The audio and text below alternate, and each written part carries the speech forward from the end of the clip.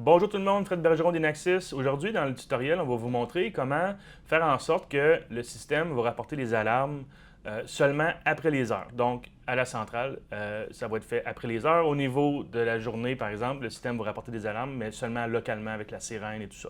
OK? Ça, c'est fait avec l'utilisation d'un horaire, puis deux types de zones. Donc, on va vous montrer comment le faire. Aujourd'hui, comme vous le savez, Inaxis est le distributeur de ICT au Canada. Donc, vous allez voir le système WX aujourd'hui. C'est avec ce système-là qu'on va faire le tutoriel, mais ça s'applique aussi au système de protégé GX. Les étapes de programmation sont essentiellement les mêmes. OK? Donc, je vais vous montrer maintenant la plateforme WX, comment on va programmer des types de zones pour que ça rapporte seulement après les heures à la centrale.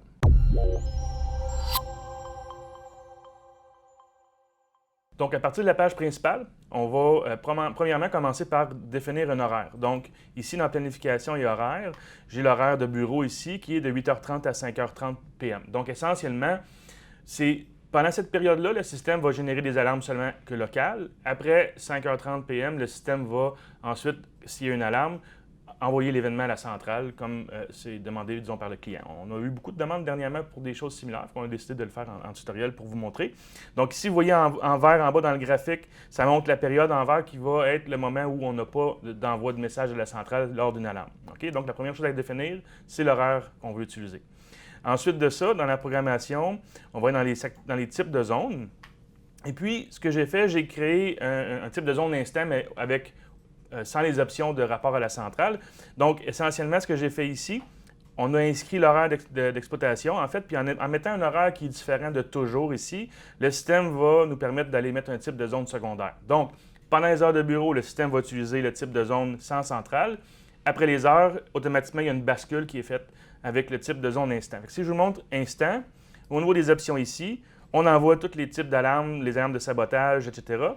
Et puis, si je regarde ici, dans celui qu'on ne veut pas envoyer à la centrale, on a tout simplement enlevé les options. OK? Donc, c'est très, très facile. Ensuite de ça, ici, au niveau de la surveillance, on va s'assurer que le secteur est dans le fond, désarmé quand on fait des changements. OK? Fait que je vais le faire pour vous montrer un peu le principe. Si je vais dans la programmation maintenant de ma zone, pour l'exemple d'aujourd'hui, je vais prendre la zone numéro 1 sur mon kit de formation ici. Donc, dans la propriété de la zone, on s'assure d'avoir au moins une partition. Et puis, on a assigné le type de zone qui n'a pas d'événement envoyé à la centrale. Donc, c'est le type de zone primaire pour la zone ici. Puis, comme je vous ai dit, il y a une bascule qui va se faire si on change l'heure. OK? Donc, essentiellement, c'est comme ça. On est prêt à tester. Fait que si je vais dans la section surveillance, dans les secteurs, je choisis ma partition numéro 1, qui est celle que j'utilise. Je contrôle, on arme le système. OK? Donc, comme vous voyez, si je regarde ici, dans les événements, OK? Si j'ouvre la zone 1 comme ça, on va avoir une alarme locale, OK? Mais vous voyez, il n'y a pas d'événement de centrale ou de modem ou de service qui va montrer que ça a été envoyé à la centrale. Donc ça, c'est vraiment pendant le jour, automatiquement, le système garde l'alarme locale seulement avec la sirène dans ce cas-là. OK? Si je viens ici dans la planification pour l'heure, puis je veux simuler qu'on est maintenant après la fin de l'horaire de bureau, je fais ça ici, je sauvegarde. Vous allez voir dans les événements que maintenant l'horaire est devenu invalide. OK? Donc, les horaires de bureau étaient invalides. Fait que si j'ai une alarme qui provient maintenant,